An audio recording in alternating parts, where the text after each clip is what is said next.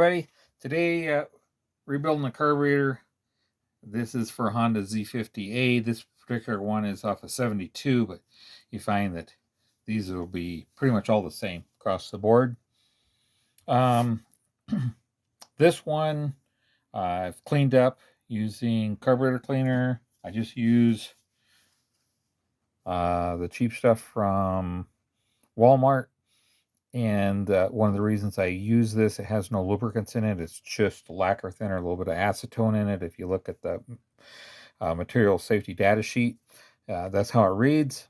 And that's what I like. I don't want any lubricants in my cleaner. So I just use that to clean up the carburetor.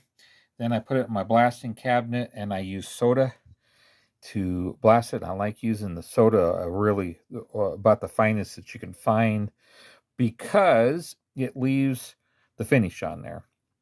If you use glass beads or vapor blast, which I have a vapor blaster, takes that finish off, leaves it shiny, and I really want the original finish left on there. So that's why I use soda, and everything comes out, really nice and clean. So at that point, then I come back, I clean it again with the carburetor cleaner just to get all the orifices cleaned out, everything, and it's ready to go.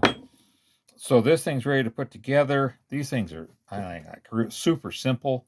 Real quick, this is our main metering jet here, and we're going to leave it the same. Not going to change it. The bike came locally, and so set for the right elevation. I'm just going to leave it. This here is our slow jet, which is for the idle and start up to about a quarter throttle, and then the main jet takes over.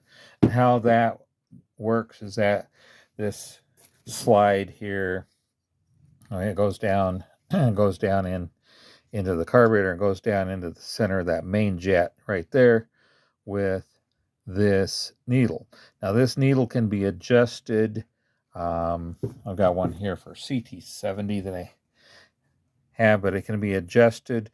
It has a E-clip on it, and the higher you raise this needle up out of the main jet, the richer it'll run. Lower, the leaner it'll run. So you can make your adjustment here with that by changing which one of these grooves you use. And that's pretty much it. I'm leaving the slow jet alone as well. I mean, I'm just putting it all back together the way it came apart with a new needle and seat, basically, and a new O-ring here. No new O-ring on the drain valve there. That's about it.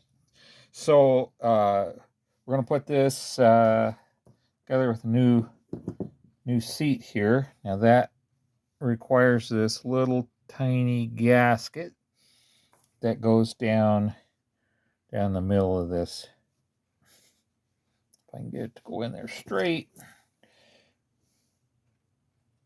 So it drops down in there like that. Then we start our needle, our seat into here. This is a 7mm. Once we get that started, we use our 7mm, drive that on down into there. Now the one thing I don't do, if it's a brass float, I will use my soda and soda blast it. But if it's a plastic float, just trying to remember the name of this plastic, but it won't come to me right now. Anyway, I don't do that. I'm always afraid that I'm going to cause a problem, but I do check these. I dip them into WD-40, leave them overnight, at the bottom weighted down at the bottom. Make sure they don't take on any liquid. So done that, everything's good there. We've got our brand new needle here that goes into the seat. Then got our float. The pivot for the float is right there. Probably have to put this down. These little 50s, this sometimes the hardest part is getting that lined up. Oh, that one went together really nice. All right, so we're going to adjust this to, just kind of walk over my computer, make sure, yeah, 23:30 seconds at the front of the float. So I've got my little trusty little tool here. If you don't have one of these, definitely buy it. It's much better than trying to use that little piece of cardboard they give you in a kit. So we're adjusted 25-30 seconds. Is that right? What did I say? 23-30 seconds. And that is where I've got it adjusted to. So I measure it from the front of the float right there. And we seem to be, make sure I've got that adjusted correctly. I'm 23-30 seconds. Helps if you can read the tool correctly. Okay, so right at the front of the float, we are right on the money of that. You don't want it to push down on that. The way these always turn out, because of the fact that you know, it was working when it was parked and let sit with gas to rot in there and ruin the needle and seat. So usually your adjustment's right on. All right, so now we got our bowl here. It goes on, and unlike the one for the CT70, the screw comes in from the bottom side on these.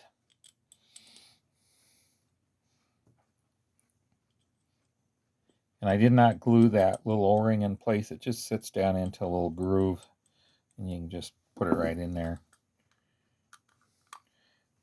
All right, so start to tighten that down. Don't tighten it all the way. Move over the other side. That just keeps everything from binding up. Okay, then we can cinch this side down.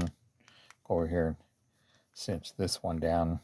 All right, I got a new O-ring on here. I'm going to put a little bit of oil on it, just so that it, when it goes in, doesn't try to bind up on itself.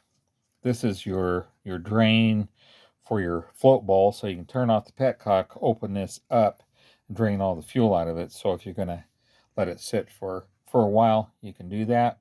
I already did the choke, because fighting with that on video is really difficult. So anyway, it's in there. You can see there's 2 screws. They go down. You bend your little tangs over on this brass piece here against the screws to keep them from backing out. On all those, I do use Loctite, the blue kind, on the screws, just to make sure that they're held in place and they don't come loose and fall down into the engine. All right, so now we've got our 2 needles here. This one is for setting the idle, and it goes in, and it actually, as you tighten that down, you'll see the end of it come out into the bore right here that your slide goes down into.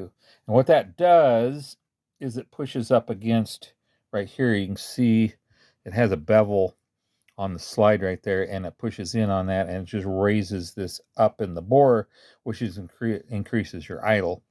So what I do is I just start that, run it down to the point that it's that tip is just starting to come into the bore right here. And then we got our air mixture screw, which is for again, for idle to about quarter throttle. And as this needle starts to pull up out of the main jet, then that circuit takes over from your slow jet. So what I do with these is I just go ahead, run it down, all the way down gently. You run it all the way down till it stops. Then 1.5 turns out, and that's where you start from. It'll start there, then you can adjust it. Usually you run this in till it starts to run poorly, run it out till it starts to run poorly, and put it in the center. If you're lucky enough, like I am, that you can measure your air-fuel ratio, that's how I adjust it. But if you don't, which I spent most of my life not being able to do that, you just do that. You get your adjustment here for rich to lean. You know, if you don't have air-fuel ratio for adjusting that needle, you can use the spark plug for a guide for if it's running lean or rich, plus the seat of your pants. So that's pretty much it. This thing, this slide, it goes in and slides down into there. Of course, your throttle cable will hook up to that. And that is all there is to it. That these things are so simple and so easy. As long as you get that float adjustment the right height, get all of the orifices in the carburetor cleaned out, it's pretty much foolproof. So there you go. That is for your Hondas on your Z50s. A lot of other small engines use that same carburetor. That's a Keihin carburetor that a lot of Japanese motorcycles ran for years, and so you might find this rebuild on this will do you a lot of good for other engines. All right. Well, I really appreciate you watching this video, and I hope you all have a blessed day.